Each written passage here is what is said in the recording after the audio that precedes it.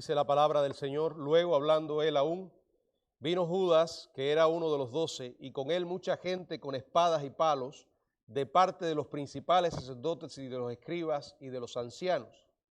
Y el que le entregaba les había dado señal diciendo: al que yo besare, ese es, prendedle y llevadle con seguridad. Y cuando vino, se acercó luego a él y le dijo: maestro, maestro, y le besó. Entonces ellos le echaron mano y le prendieron. Pero uno de los que estaban allí, sacando la espada, hirió al siervo del sumo sacerdote, cortándole la oreja. Y respondiendo Jesús les dijo: como contra un ladrón habéis salido con espadas y con palos para prenderme. Cada día estaba yo con vosotros enseñando en el templo y no me prendisteis, pero es así, para que se cumplan las escrituras. Entonces todos los discípulos, dejándole, huyeron. Pero cierto joven le seguía, cubierto el cuerpo con una sábana, y le prendieron, mas él, dejando la sábana, huyó desnudo. Padre, gracias porque nos has dejado este regalo precioso que es tu palabra. Gracias porque ella es viva y eficaz y penetra hasta lo más profundo de nuestro ser. En esta hora te pedimos que tú nos ilumines para comprender lo que tienes para nosotros en esta noche. Señor, que este estudio de tu palabra sea un ejemplo más de cómo tú hablas a tu pueblo y también un ejemplo más de cómo nosotros debemos obedecerte. Te lo pido en el nombre de Jesucristo, tu Hijo amado. Amén. Seguimos con estos estudios del Evangelio de Marcos. En esta noche el estudio se titula El arresto del Señor. El arresto del Señor. Si recuerdan, habíamos entrado en terreno santo. Estuvimos mirando en el último estudio la agonía del Señor en Getsemaní. Una agonía basada en las implicaciones espirituales de lo que Jesús iba a enfrentar. Implicaciones que podemos resumirlo en lo que para Jesús significaba morir en el lugar de los pecadores. Ocupar tu lugar y el mío en la cruz. Y en consecuencia ser tratado como nosotros debíamos ser tratados. Ahora, continuando con el pasaje de Marcos 14, tras salir del aposento alto, como dice Juan en el capítulo 13, ya estaba oscureciendo, y en ese momento Judas el traidor fue a buscar a los jefes del judaísmo con quienes había acordado traicionar al Señor Jesucristo. Se forma entonces una fuerza considerable de alguaciles del templo y de soldados romanos. Se formó este ejército prácticamente a la fuerza, o sea, a prisa, rápido, y tenían como objetivo ir a arrestar a el Señor, guiados por el hombre que formaba parte del círculo de discípulos del Señor y se llamaba Judas. En un huerto privado, aislado en la noche, fuera de la ciudad, separado de las multitudes, esto les proporcionó la última oportunidad o la oportuna situación para arrestar a su presa, al mismo tiempo que así evitaron la conmoción o el riesgo de que se formara un motín por este arresto. Y esto es lo que vamos a considerar en esta noche, el arresto del Señor, el arresto del Señor. Mantenga en su mente su agonía en el huerto, ahora su arresto y después los acontecimientos que vienen en consecuencia, culminando con su muerte en la cruz y su posterior resurrección. conformando el Evangelio, las buenas nuevas, el mensaje más importante para entregar y en consecuencia el mensaje más importante para escuchar. Esto no es una frase bonita, es una verdad gloriosa. No hay otro mensaje más importante para entregar que ese. Si le gusta dar buenas noticias, no hay ninguna noticia mejor que esa. Ni hay noticia que la gente necesite escuchar más importante que esa. Y no hay mensaje mejor para recibir que el mensaje del Evangelio. Todo esto que está en los Evangelios, que aparece relatado en los 4 Evangelios, Jesús lo hizo para salvarnos a ti y a mí. Yo he explicado en otras ocasiones que tenemos la bendición de tener Biblias y no tiene que necesariamente ser una Biblia de estudio para eso.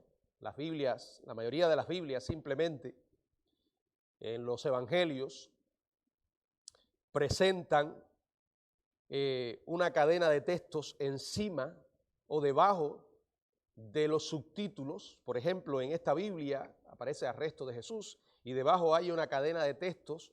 Estamos en Marcos, pero aparece cómo aparece la historia, la misma historia, cómo la relata Mateo, después cómo la relata Lucas y después cómo la relata Juan. Cada una de estas versiones nos está hablando, como dije, de distintas maneras en que los evangelistas registraron lo ocurrido. Hay por lo menos en esto 4 testigos de estos sucesos y lo registraron. Y lo que uno no habla es probable que el otro lo diga.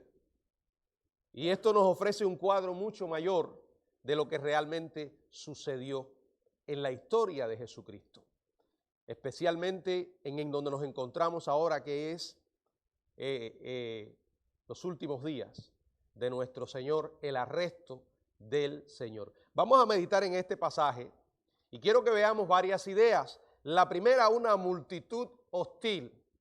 Recuerden, una multitud hostil. Dice el verso 43, luego hablando él aún, vino Judas.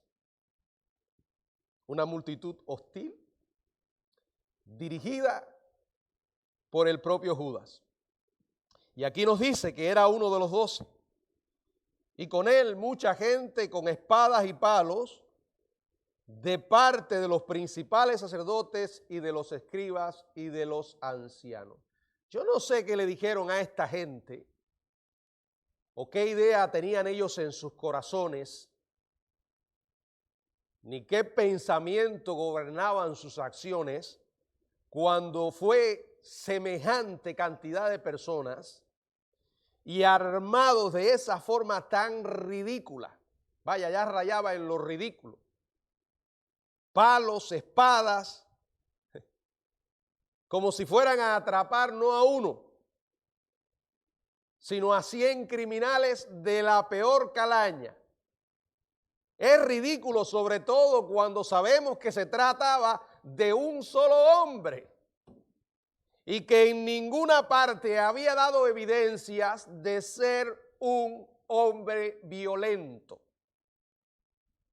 Solo una vez lo vemos ejerciendo cierta clase de violencia, pero no contra los hombres, sino contra animales que habían metido dentro del templo. Y lo que hizo fue echarlos, soltarlos para que se fueran. Volcó aquellas mesas llenas de la inmundicia de aquellos que habían convertido la casa de oración en casa de mercado, pero no atacó a las personas. Es realmente grotesco el ver esta multitud. Para el Señor, las horas pasadas en el huerto de Getsemaní habían estado repletas de oración, pero no una oración simple, vacía, era una oración agonizante en preparación para lo que iba a enfrentar. Vuelvo a decir, nos quedamos cortos intentando imaginar esto, porque usted y yo no somos más que pecadores, no sabemos lo que es vivir una santidad perfecta y en consecuencia no podemos saber el efecto que el pecado produce al Dios que nunca ha pecado. Por eso el pecado ante todo debe verse como una ofensa contra ese Dios. Por eso fue que era necesario que Jesús viniera y que muriera por nosotros, porque entre nosotros no hay una sola persona que pueda aplicar como el Cordero a pagar por nuestros pecados. Por eso vino Jesús y agonizaba ahí en el huerto. Había estado orando y sus discípulos irresponsablemente durmiendo. Luego los despierta y le dice, duerman, ya, la hora ha venido. El momento de la traición y el arresto había llegado. Marcos explica. Luego, hablando él aún, ¿qué? Vino Judas con toda aquella turba.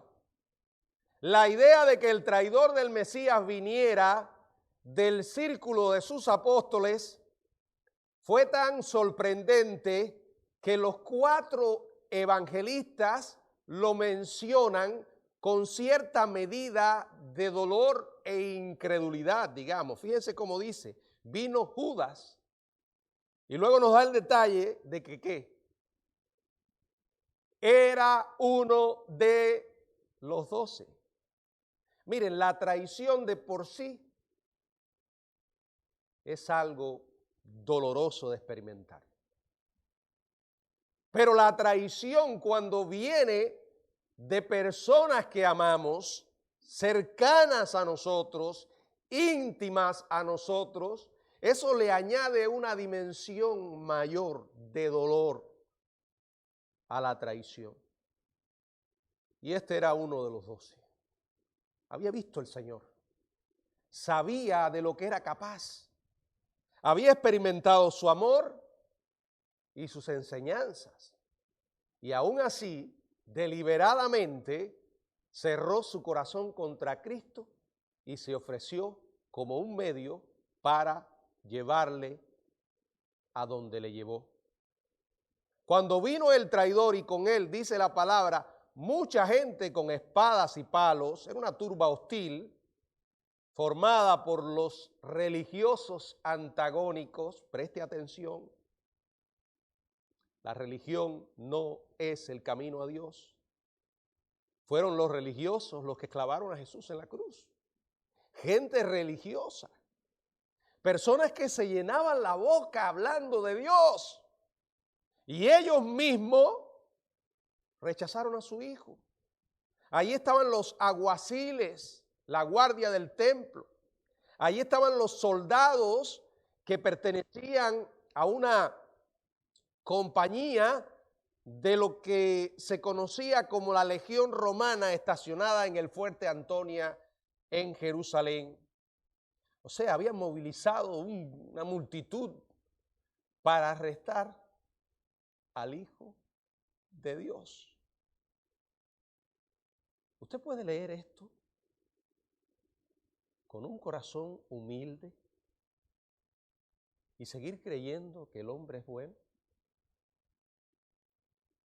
Ah, pastor, pero yo no lo hice. No, pero el mismo corazón que tenían ellos lo tienes tú. Lo tengo yo. Si este corazón no se ha desbordado hacia el mal, no es porque seamos mejores que ellos. Lejos de nosotros ese pensamiento. Se debe simplemente a la gracia que hemos experimentado de Dios. Solo a su gracia. Iban con espadas. Eran espadas cortas, de doble filo, que usaban los romanos. Palos de madera, los alguaciles del templo. Marcos identifica a los que organizaron esta fuerza militar como los principales sacerdotes, gente religiosa, gente que conocía la ley, gente que sabía de Jehová. y los escribas y los ancianos. Una multitud hostil contra el Hijo de Dios. Alguien que solo dio amor. Alguien que solo extendió gracia. Alguien que solo se preocupó por aquellos que nadie se preocupaba. Aquel que vino con un mensaje que el mundo jamás había oído, al punto que mucha gente decía, ningún hombre ha hablado como este hombre. Fueron hostiles y estaban siendo hostiles al propio Dios, porque rechazar al Hijo de Dios es rechazar a Dios. Ahora, esa multitud estaba liderada, o sea, guiada específicamente por uno de los 12, un traidor hipócrita. Verso 44 al 46 dice, y el que le entregaba les había dado señal, diciendo, al que yo besare, ese es, prendedle y llevadle con seguridad. Y cuando vino se acercó luego a él y le dijo, maestro, maestro, y le besó. Entonces ellos le echaron mano y le prendieron. Ahora, en la humillación de su encarnación, y esto es importante que lo entendamos, Jesús no difería de un típico judío. Se parecía y se vestía como cualquier judío, como cualquier otro judío del siglo I. Esos cuadros que usted ve por ahí que han llenado la mente de la gente con una imagen retorcida de Jesús son falsos. ¿No han visto esos cuadros del Sagrado Corazón de Jesús o el Jesús que pintan como si Jesús hubiera nacido en América? Un anglosajón típico, rubio, de ojos azules. Hay otros que lo pintan con una cara de tonto, como si Jesús fuera un subnormal. ¿No han visto a esas personas? Esas son las primeras imágenes que tuve de Jesús cuando niño. Siempre me parecía, este hombre tiene algo raro en el rostro. Ese no es el Jesús de la Biblia. En primer lugar, y para comenzar, el Jesús bíblico era un judío, típico judío. No era un blanco. El color de su piel era el color típico de la gente que vivía en el oriente, como cualquier otro judío. La gente lo miraba y físicamente no era alguien que pudiera llamar la atención. En otras palabras, voy a decir que en su aspecto físico no había absolutamente nada que lo distinguiera como divino. Leamos como dice Mateo, en el verso 3 al 5 de Mateo 27, si alguien puede leerlo.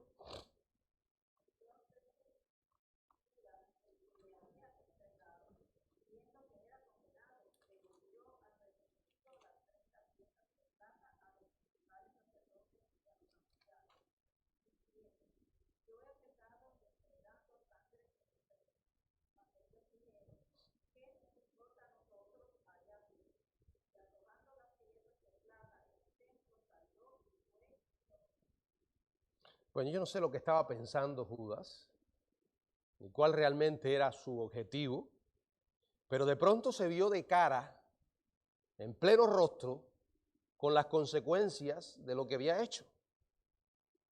Y dice la palabra que esto lo aguijoneó. ¿En qué sentido? Aquí se emplea la palabra arrepentido, pero Judas lo que estaba sintiendo era, o lo que estaba viendo era las consecuencias de lo que había hecho. Esto no era un genuino arrepentimiento. El verdadero arrepentimiento, cuando existe, nos lleva en la dirección a Dios y en la dirección a la obediencia a Él. En el caso de Judas lo llevó en dirección contraria. Judas lo que sintió fue remordimiento. Y como había remordimiento, fue tan grande el remordimiento que lo llevó a ahorcarse.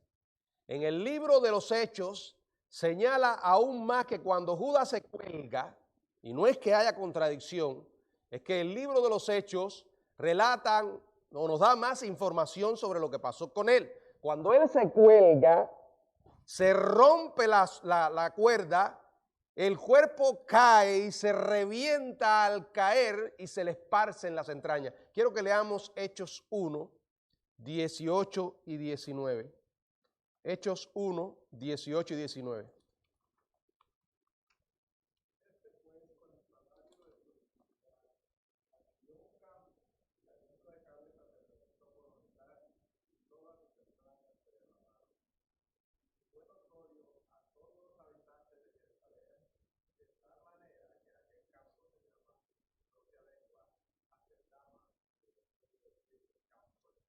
Él eligió ese camino.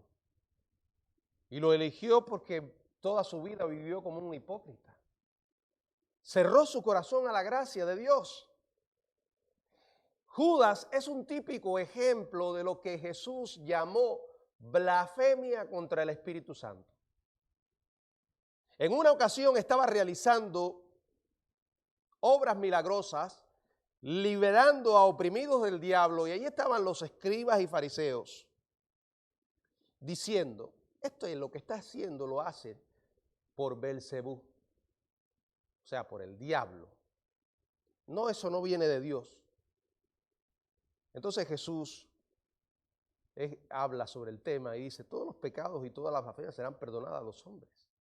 Pero el que blasfeme contra el Espíritu Santo no recibirá perdón jamás, sino que es reo de juicio eterno. Primero él dice que todos los pecados son perdonados a los hombres. Y luego dice que hay un pecado que no será perdonado jamás. ¿Se contradecía Jesús? No. La única interpretación correcta de ese texto es entender que al final Jesús estaba hablando de que el único pecado que no puede ser perdonado es el rechazo de la obra de Dios en el corazón. La obra que Dios hace en el corazón a través del Espíritu Santo. Los escribas y fariseos eran gente religiosa. Estaban viendo el poder de Dios obrando a través de Jesús y se negaron a reconocer, número uno, que Él era el Mesías y que lo que estaba haciendo lo estaba haciendo en el nombre de Dios. Y así mismo se condenaron. Judas vio al Señor una y otra vez hacer milagros, manifestar quién era realmente Él y lo rechazó. Jesús dijo, cuando el Espíritu venga, convencerá al mundo de pecado, de justicia y de juicio. Luego dice en Juan 16, de pecado por cuanto no creen en mí. El pecado, el único pecado que Dios no puede perdonar es la incredulidad. Mientras una persona permanece rechazando a Cristo, se condena. Y no se trata de creer cualquier cosa de Jesús. Él dijo, a menos que creáis que yo soy, en otras palabras, que crean que yo soy quien digo ser, que soy hijo de Dios, que soy el Mesías, a menos que creáis esto, en vuestros pecados moriréis. El que en él cree, dijo Jesús, no es condenado. Pero el que no cree ya ha sido condenado. Judas fue condenado porque eligió no creer, cerrar su corazón. Y si terrible fue su muerte, mucho más terrible fue para él lo que pasó después. Una eternidad en el infierno mismo. Una multitud hostil, un discípulo traidor o un hipócrita, un traidor hipócrita. Ahora quiero que veamos un discípulo impulsivo. Este sí era un hombre que no las pensaba dos veces para lanzar estocadas.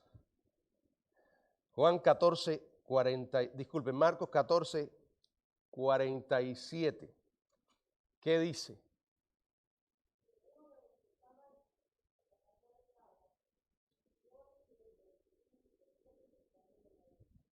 Ya. Cuando ellos ven lo que estaba ocurriendo, los discípulos preguntan, porque lo dice Lucas en el capítulo 22, Señor, heriremos a espada. En otras palabras, los discípulos andaban armados, tenían espadas. En aquella cultura era muy común andar con una espada corta para protección. Y estas personas le dicen al Señor, heriremos espada, pero en lugar de esperar una respuesta, uno de los que estaba allí, sacando la espada, de manera impulsiva, hiere al siervo del sumo sacerdote cortándole la oreja. Juan 18:10 dice el nombre de este discípulo. Era Pedro.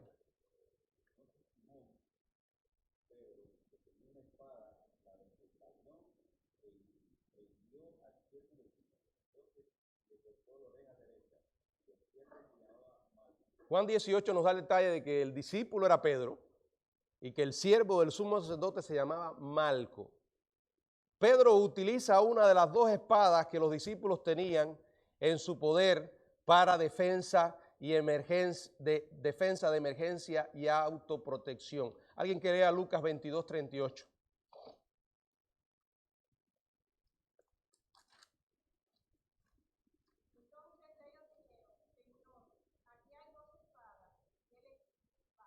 Es probable que la acción imprudente de Pedro estuviera motivada por un deseo de su parte de demostrar su inquebrantable valor y lealtad al Señor. Tal vez estaba envalentonado por el valor, por la dramática demostración de poder de Cristo. Solo momentos antes, cuando toda la multitud cayó a tierra en respuesta a la declaración divina de Jesús, él vio allí el poder de Jesús obrando. Y pensó, no lo pensó, realmente Pedro no lo pensó, si lo hubiera pensado no lo habría hecho. Trató de defender al Señor con el brazo de los hombres. Pero Jesús no había venido a eso. Esto no es una apología al martirio. No es una apología o una crítica a la defensa. Eso no es lo que está enseñando el texto. No es que ahora usted va a dejar que las personas vengan y lo apabullen y lo asesinen si tiene la oportunidad de defenderse. No, ahora me vienen a asaltar. Bueno, si no puedes defenderte bien, pero si tienes algo para defenderte, si me vienen a asaltar tengo que dejar que me maten. Porque el Señor allí en el huerto se inmoló. El Señor se inmoló en el huerto porque vino a eso. Había venido a eso. Él no necesitaba la defensa de los hombres. Y Pedro pensó que podía defender o que debía defender al Señor. No. ¿Acaso no puedo orar a mi Padre y me mandaría legiones de ángeles? Pero para esto he venido. Pedro lo que hizo fue complicar las cosas. Él no le apuntó a la orejita de Malco.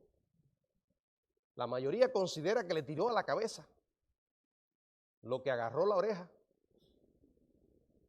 Bueno, sabemos que el Señor resolvió el problema. Sanó la oreja de Malco. Vamos a ver ahora al Cristo glorioso. Versos 48 y 49.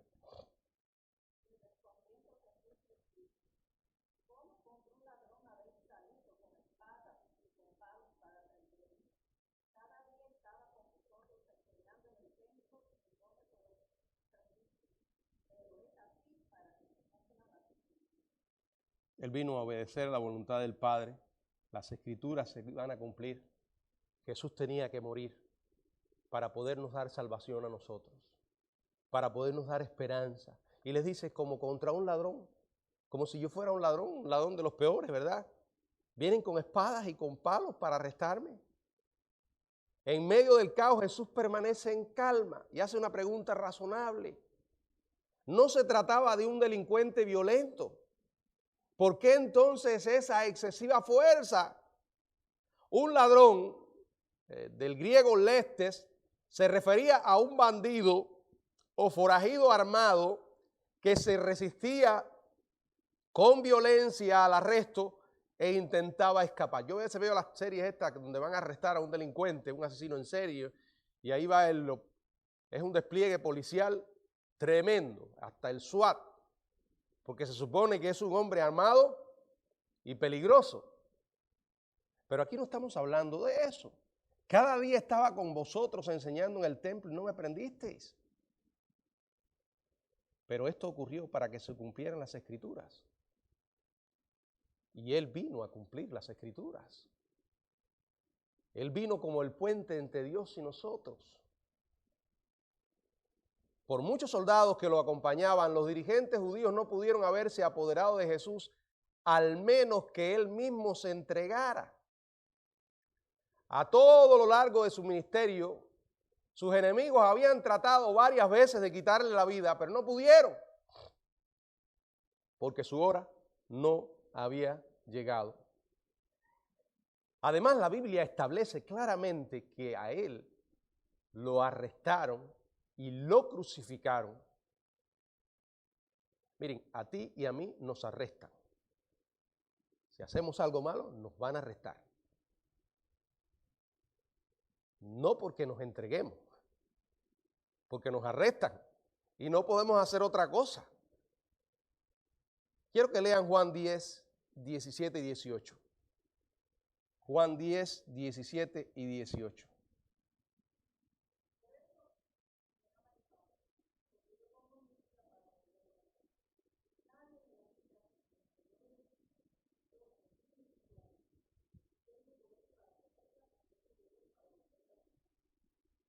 Independientemente de lo que hicieron aquella gente, impulsados por sus acciones y su corazón perverso, Jesús, siendo quien era, se entregó voluntariamente. Como dijo, yo tengo poder para entregar mi vida y tengo poder para volverla a tomar. El siervo obediente. Ahora, a pesar de todo este drama que estaba ocurriendo allí, y drama real, profundo, como si fuera poco lo que el Señor había pasado hasta ese momento, le quedaba mucho todavía por pasar. Quiero que veamos a los apóstoles actuando cobardemente. Verso del 50 al 52. Estaban dispuestos a sacar espadas, pero no estaban dispuestos a apoyar al Señor en aquel momento difícil. Dice, entonces todos los discípulos, dejándole, huyeron. Pero cierto joven le seguía, cubierto el cuerpo con una sábana, y le prendieron, mas él dejó la sábana y huyó desnudo. Tenían la disposición de expresar una inicial bravuconería en que Pedro hizo relampaguear la espada y le arrancó una oreja a uno, pero todos los demás, después, y el mismo Pedro, cuando sucedió todo aquello, todos se fueron huyendo. Él les había mandado a orar y se quedaron dormidos. Cuando llegó la tentación, estaban mal preparados. De ahí que reaccionaron de esa manera tan llena de temor. Salieron huyendo. Marcos culmina el relato haciendo o hablando de un sorprendente ejemplo de cobardía de un hombre. Dice, cierto joven le seguía cubierto el cuerpo con una sábana y le prendieron, mas él dejando la sábana salió desnudo. Esto es un detalle que solo aparece en el Evangelio de Marcos. Algunos intérpretes sugieren que tal vez haya sido ese joven el propio Marcos. Pero nada en el texto indica de quién se trataba. Lo que hace de los intentos por identificarlo algo totalmente especulativo. Está claro que la identidad del hombre es irrelevante para el propósito de Marcos de incluir ese asombroso detalle en su registro histórico. Pero lo cierto es que este hombre quedó registrado allí en ese momento, huyendo con los otros. Grandes multitudes habían oído a Jesús enseñar en el templo. La única multitud que se reunió alrededor de él esa noche fue para tomarlo cautivo. Sus apóstoles, que cada uno de ellos prometió que nunca lo abandonaría, lo abandonaron.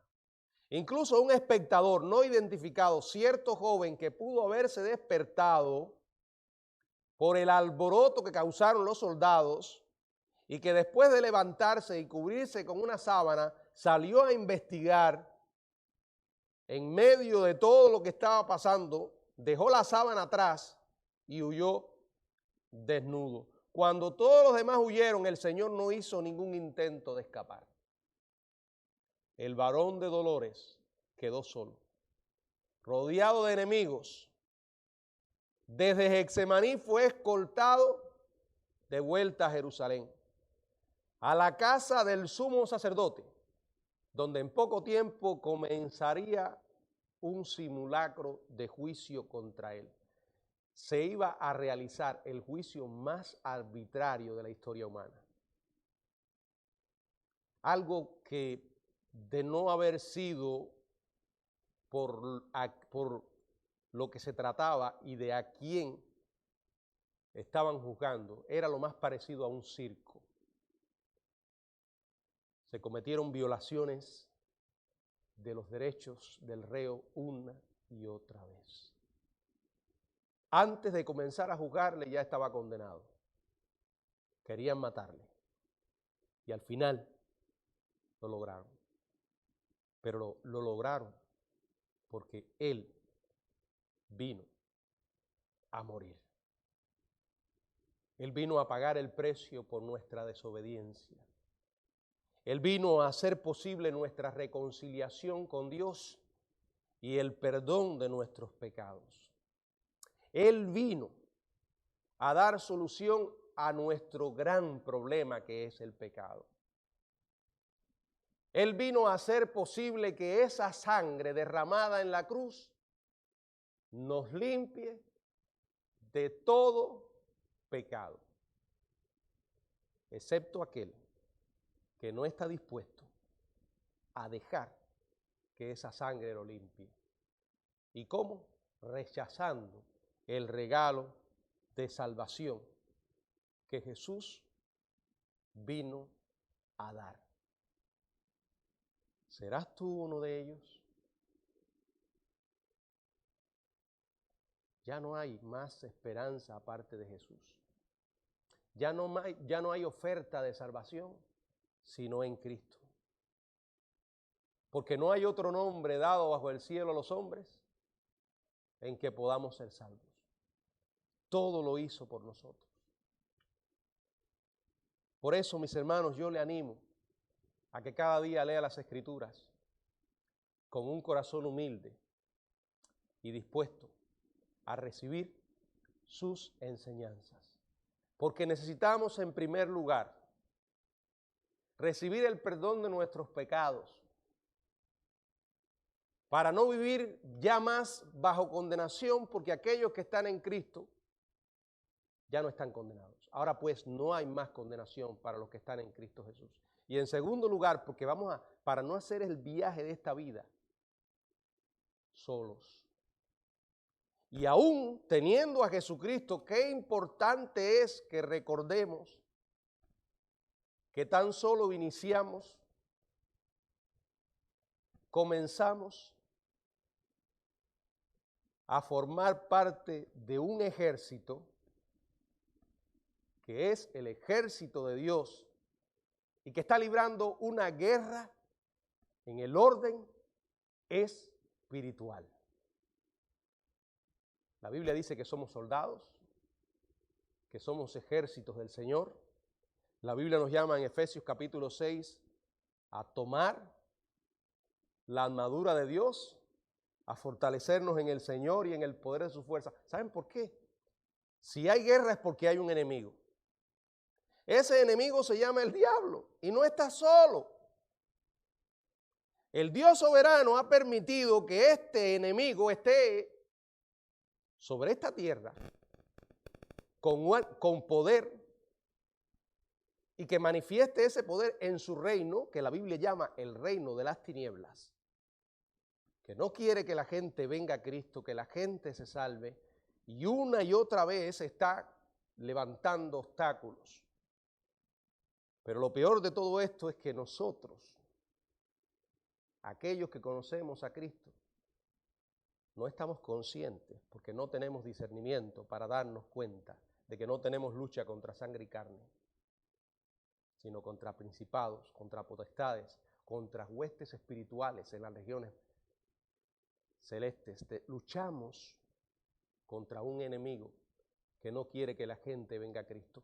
Él pensó que iba a ganar, que usando a Judas y llevando a Cristo a la cruz, se iba a acabar la historia. Se equivocó. Y se sigue equivocando, porque nosotros tenemos que fortalecernos en el Señor. Nosotros somos más que vencedores por medio de aquel que nos amó. Que el Señor nos ayude a vivir, número uno, agradecidos por lo que nos ha dado. Y segundo, a perseverar seriamente en lo que Él nos ha dado. Que el Señor nos bendiga.